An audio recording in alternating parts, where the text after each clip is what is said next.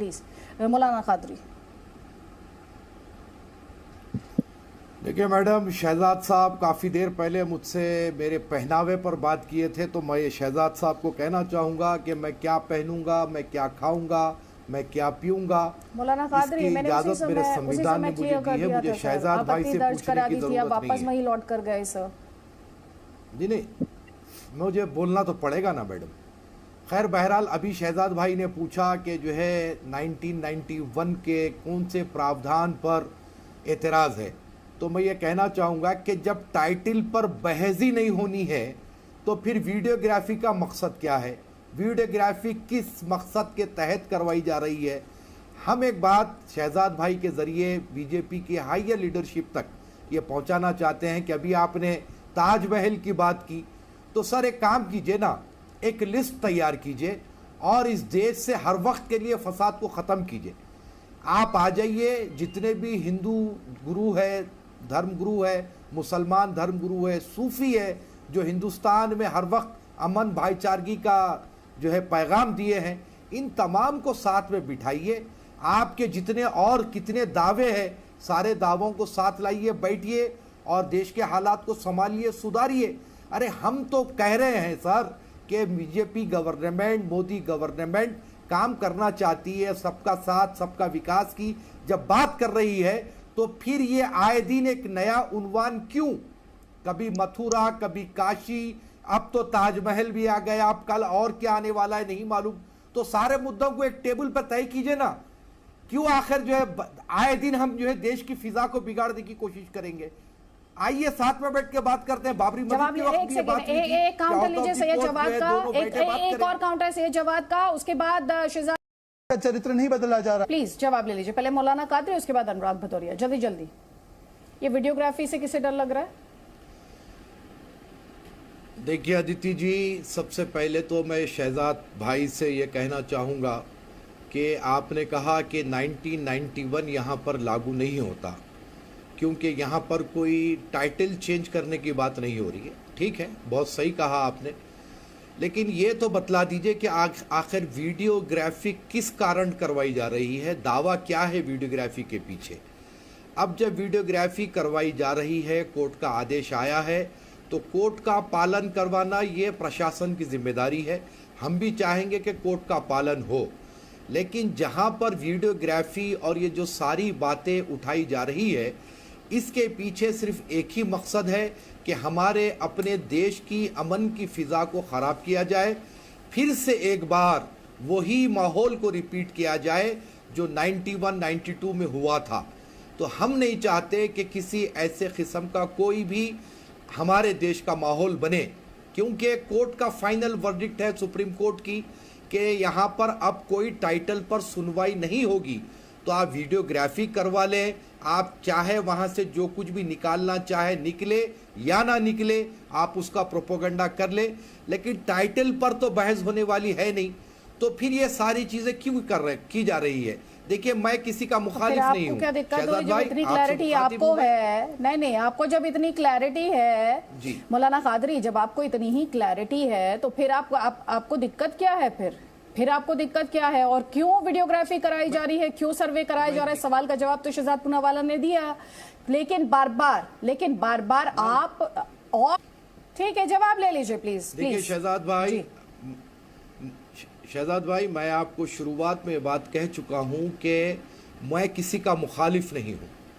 योगी जी ने जो loud speaker पर काम अंजाम दिया यूपी में, मैंने उसकी भरपूर तायीद की, और महाराष्ट्र गवर्नमेंट को भी ये करना चाहिए, मैंने ऐसे कहा, क्योंकि वहाँ पर मंदिर मस्जिद दोनों के साथ एक ही कानून रखा गया।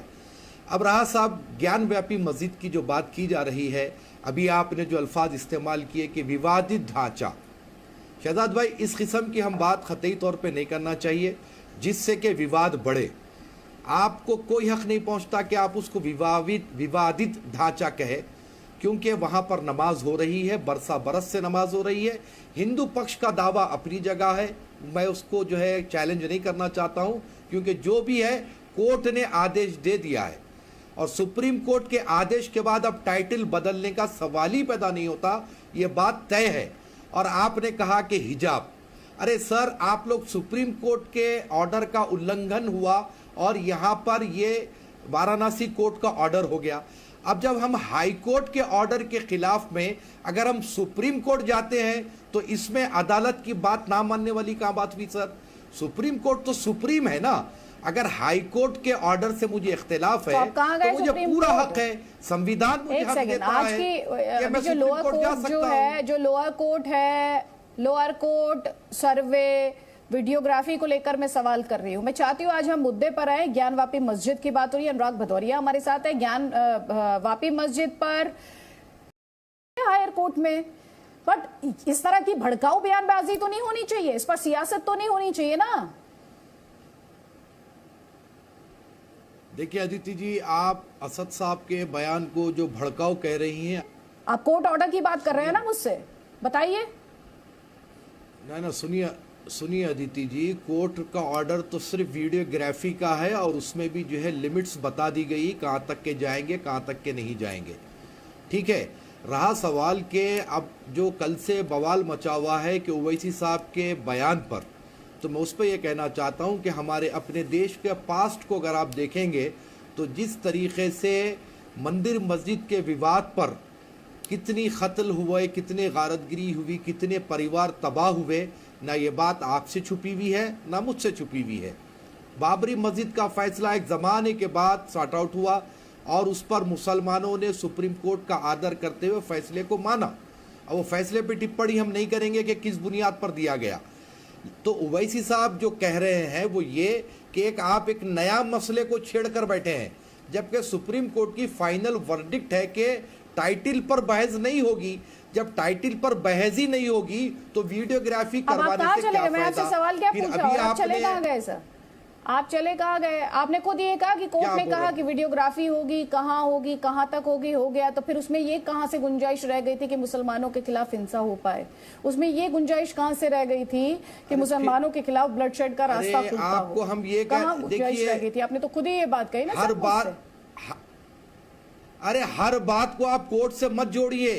कोर्ट के ऑर्डर के बाद क्या हालात पैदा होंगे उस पर भी नजर कीजिए, किस तरीके से सांप्रदायिकता फैलाई जाएगी उसको भी देखिए। अरे 2 दिन जब वहां पर कोर्ट की वीडियोग्राफी हुई तो आपने देखा ना। एक सेकेंड, आप संविधान की बात करते हैं ना सर? आप संविधान की बात करते हैं, अदालतें कहां से चलती हैं, उनका मैंडेट कहां से आता है? हाँ, तो फिर तो कोर्ट का ऑर्डर मानने से हिंसा भड़कने लगती है। कोर्ट का ऑर्डर अगर आ जाए तो उसे हिंसा भड़कने लगती है। आप उसे ये कहना चाह रहे हैं? ऑर्डर के ऊपर लोअर कोर्ट ऑर्डर दे सकता है ना, सुप्रीम कोर्ट के ऑर्डर को जो नेग्लेक्ट करते हुए निचला कोर्ट ऑर्डर दे सकता है। यह बात सही है हमारे संविधान में। सर, आप क्या साबित करना चाह रहे हैं? मैं आपसे क्या सवाल पूछ रही हूं? आप कह रहे हैं माहौल खराब होने की बात। मैं तो अदालतों को लेकर सवाल ही नहीं पूछ रही। मैं तो अदालतों को लेकर भरोसे की बात कर रही हूं। मैं तो अदालतों को लेकर नियमों की बात कर रही हूं। मैं तो अदालतों को लेकर यकीन की बात कर रही हूं। मैं तो अदालत को लेकर उन संविधान जो संविधान में यकीन का दावा करते हैं, वो जब ये कहते हैं, अभी आप ही खुद कह रहे थे ना सर कि आपको नहीं पता कोर्ट के ऑर्डर के बाद जो माहौल बनेगा, क्या माहौल बनेगा सर? इस देश में कॉन्स्टिट्यूशन सबसे ऊपर है। मुझे भी मानना है, आपको भी मानना है, निगत अब्बास को भी मानना है, शहजाद पूनावाला को भी मानना है, सबको मानना है। सुनिए अदिति जी, सुनिए। कल आपने खुद ग्राउंड जीरो और किसी को आपत्ति है, किसी को दिक्कत है तो जाइए ना हायर कोर्ट में। हाँ, जाएंगे, जरूर जाएंगे, बिल्कुल जाएंगे। कल 9 तो तारीख का जो है फैसला आप अगर टेंशन की बात कर रहे हैं तो जो सियासत ने टेंशन भड़काने की कोशिश की है, टेंशन क्रिएट करने की कोशिश की है, लोगों को एक्सप्लेन करने की बजाय उन्हें गलत राह पर ले जाने की कोशिश की है, ये काम सियासत ने किया है। ये काम सियासत ने किया है सर, ये काम सियासत ने किया है। शहजाद पूनावाला, उसके बाद निगत अब्बास। सुनिए प्लीज, ये आप जिस तरह की बातें कर रहे हैं, जिस तरह की आप बातें कर रहे हैं मौलाना कादरी, टेंशन तो उस दिन क्रिएट हुआ जिस दिन ये अपील दायर की गई। से कोई आदिति जी, आपने क्योंकि मुझे मौका दिया है।